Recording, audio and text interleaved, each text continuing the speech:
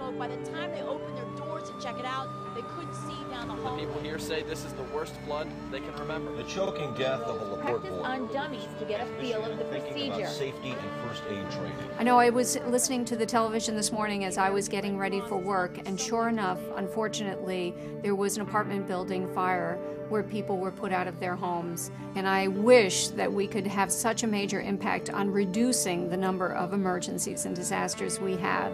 And we certainly work hard at preparing people and training them in how to avoid disasters. But disasters do strike, and we need to be here ready to respond to them. It was an electrical arcing inside the outlet. By the time we got downstairs, the whole roof was on fire. There was a lot of smoke, and it was really hot. And then all the lights in the apartment went out. And the flames just totally took over the house. The water came up over this little berm into our yard. Lightning and thunder and hail, and suddenly this house is an island. I always see like fires on the TV. I never thought it would have happened to my family. There was so much confusion that day and people running everywhere. And I turn around and I see the Red Cross pull up, our knight in shining armor. When a person can't think about anything except for their loss, you are their superhero. You know, the question everyone asks is, what next? We're the what next people. They provided us with clothing, food, shelter. They were there for me. We want to be able to help people in any capacity that we can. The Red Cross provided us with the money, and I got my own shoes, I got my own pants, I got my own t-shirt, you know? We provide immediate care. We want to get a person back on their feet as quickly as possible. They're gonna help get me into a shelter for me, my wife, and my daughter. There's so much they've actually helped with. They gave her some toys. She got these nice earrings and stuff. It's a great organization because they help you not only with food and clothing, but they help you with paperwork, and they kind of give you a sense as to what steps you should take afterwards. So. The Red Cross provided transportation because all 3 of our cars washed away. Food, clothing, shelter. And they provided a listening ear. Our expertise is really our compassionate human support. When you think you don't have somebody to help you, they're there to help you. You think you're by yourself, but you're not. We want to explain to them, we're going to be here. We will be there to do it at any time. We talked to the community about being Red Cross Ready, which is 3 steps. And the 3 steps are get a kit, make a plan, be informed. So we are out in the community spreading the preparedness message. It should be more better that people have alarms in their house so that this doesn't happen to anyone. There's no greater feeling than knowing that you've been able to render help to somebody who maybe made the difference in saving their life. And that's what our trainings do. They give people the ability to do that. My name is Luann Sorrentino. We're here at the St. George Theater on Staten Island. I run the theater with my mom and my sister. And the month of June is very busy with your local dance recitals. And that's how I met you, Fuller. My granddaughter was going to be in 4 different dance routines on the program. So my whole family was kind of excited to come in here to watch her. And we knew that our seats were up in the balcony, so we immediately started proceeding up the stairs. And he was with his son. And he looked down at me, and he said, I don't feel well.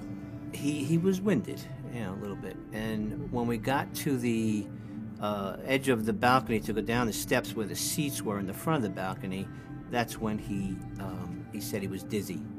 And I passed out. There was definitely no breath. It just like everything just stopped. I tried to feel a pulse and wasn't able to. And at that time I said to his son Joe, I'm fully trained through the Red Cross. I know CPR. Do I have your permission to perform it on your dad? I was crossing, and she brought me back. If you understand what I mean, she brought me back.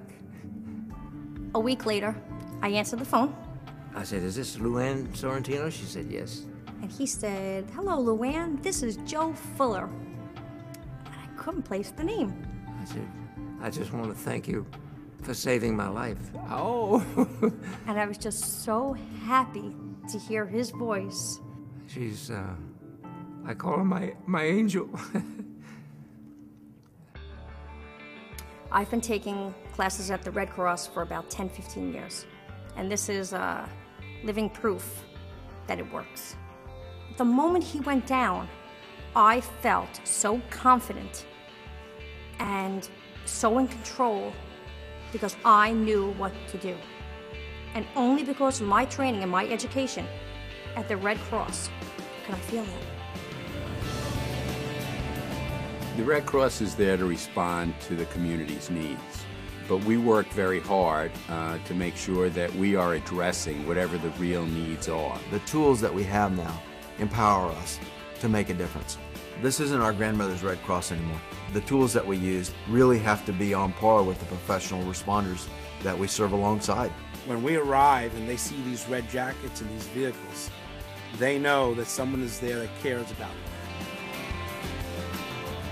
Everyone is providing a blanket. Law enforcement, blanket of protection. Blanket of care, EMS, fire department. We are providing a blanket of hope. Because every single time something comes up with it, and consistency brings confidence in people.